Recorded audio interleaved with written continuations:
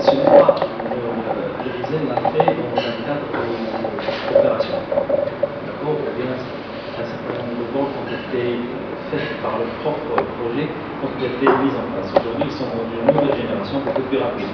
Parce que, comme vous savez, il y a deux éléments essentiels de voiture électrique. Il y a la batterie, qui est très chère, mais aussi il y a le temps de recharge. C'est ça le problème.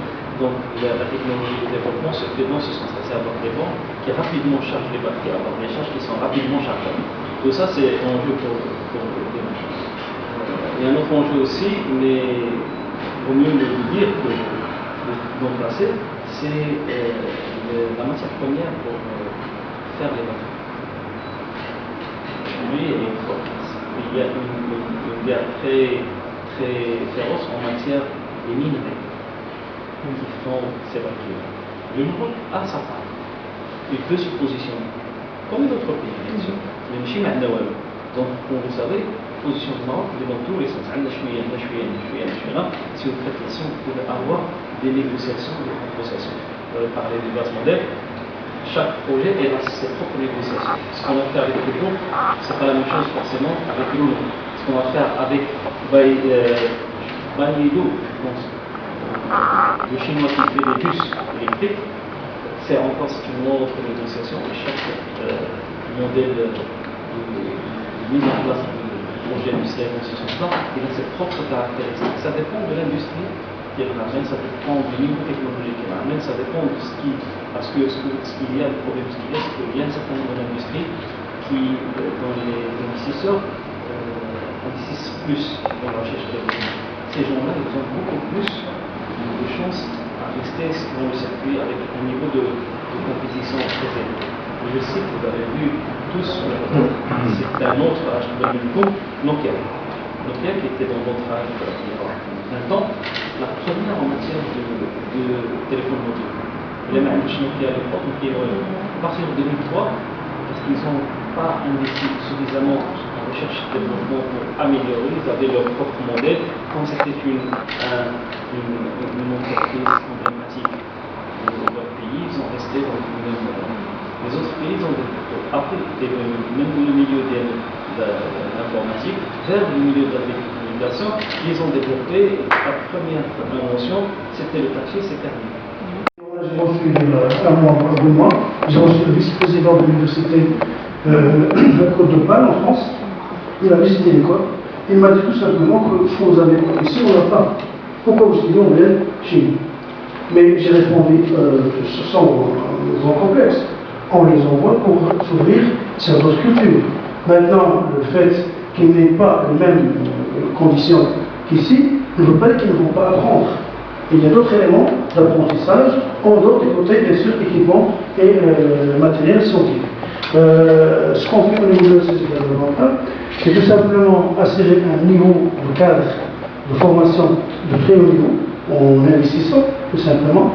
Notre école aujourd'hui est à un état très favorable pour les études, pour l'accompagnement, pour aller de l'avant, mais également on offre à l'étudiant la possibilité d'aller à l'étranger, de se parler autrement. C'est-à-dire on concilie entre le national et l'international. On n'a pas un national faible, on n'a pas un national médiocre, mais également on a un national fort, mais également on a un international également fort. Et c'est à l'étudiant de faire son choix par la suite et de vouloir rester soit au Maroc, soit de partir à l'étranger de façon provisoire, de façon définitive. Donc il faut trouver un équilibre. Le fait de favoriser l'international ne veut pas dire qu'on ne va pas faire le nécessaire au niveau national. Mon ambition, c'est que chaque étudiant en 5e année prendra sa valise pour aller à l'étranger. Pour les raisons pour nous. Maintenant que 90% reviennent, 50% reviennent, 30% reviennent, le problème ne se pose pas. L'essentiel, le Maroc a gagné un citoyen valable, soit au niveau national, soit au niveau international. C'est ça le but. Maintenant, par la suite, cette personne qui est à l'étranger, elle peut servir son pays à travers plusieurs canaux.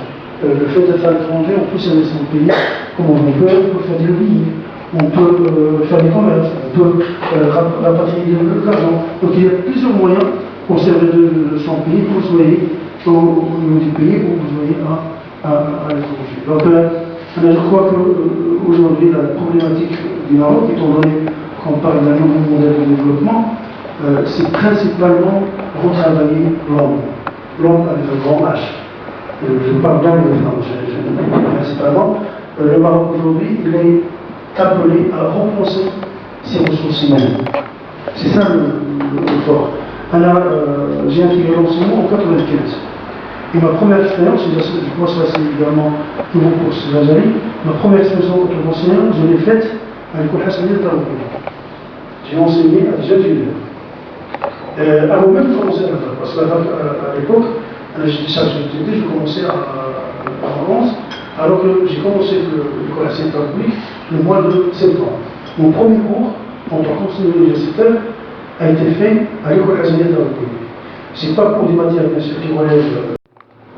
Vraiment, vous avez devant moi une population assoiffée pour connaître le domaine de la finance. Tout le monde travaillait de manière extraordinaire. Au point où un des étudiants de la première promotion où j'ai enseigné à l'école nationale il est parti en Suisse pour continuer ses études.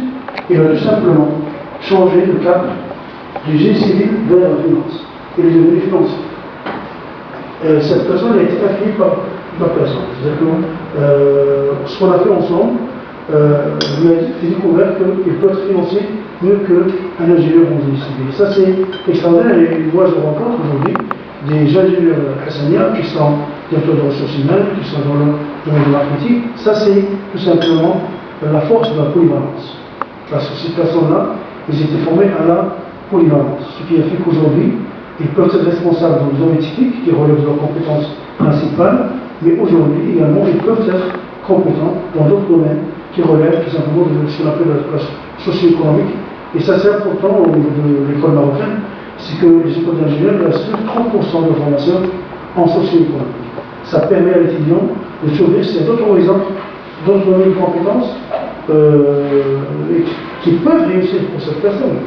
Et le fait d'être ingénieur en génie civil ne veut pas dire que vous seriez appelé à travailler obligatoirement dans le génie civil.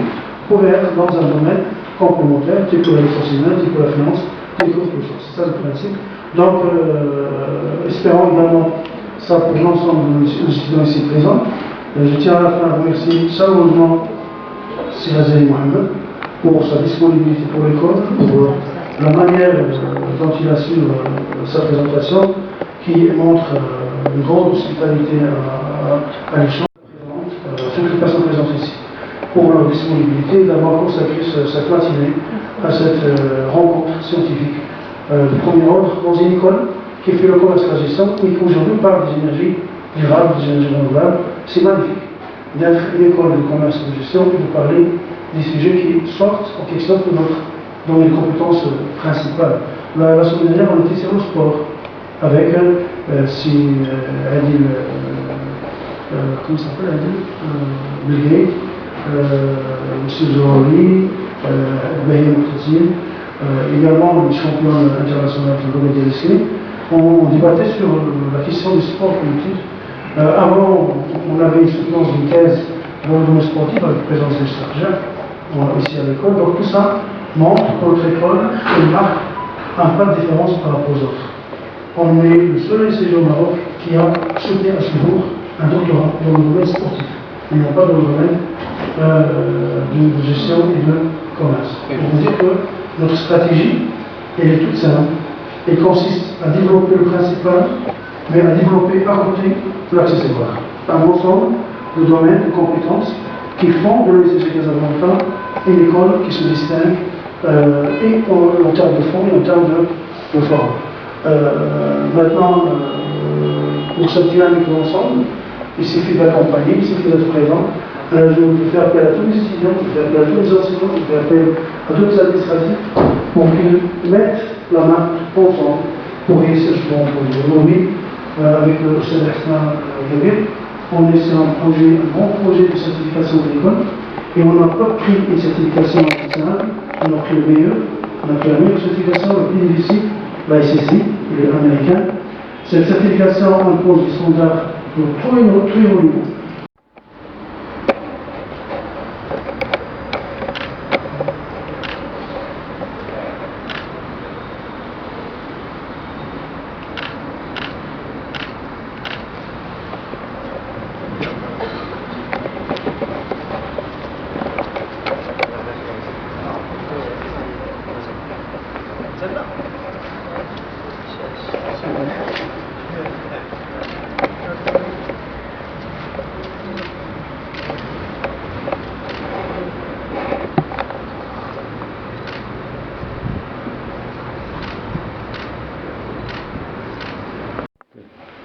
إسماعيل خباج، مدير المدرسة الوطنية للتجارة والتسيير جامعة الحسن الثاني دار البيضاء.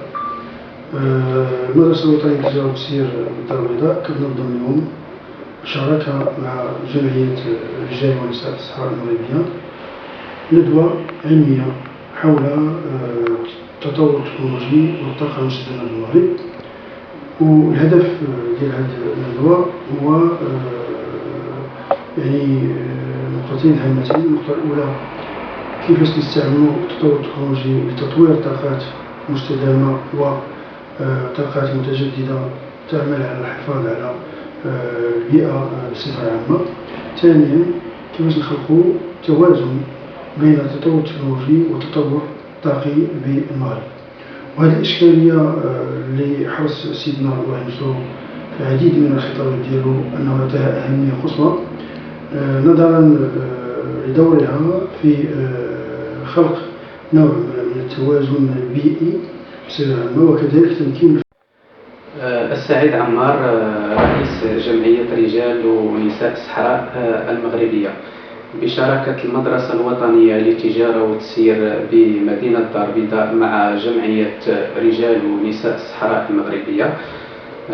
نظمنا هذا اليوم بالمدرسة الوطنية للتجارة والتسيير ندوة وطنية علمية حول التطور التكنولوجي والطاقة المستدامة بالمغرب. فعلا التطور التكنولوجي في خدمة الطاقة المستدامة، لكن يجب تحقيق رفاهية الأجيال والأخذ بعين الاعتبار الفقراء منهم، وكذلك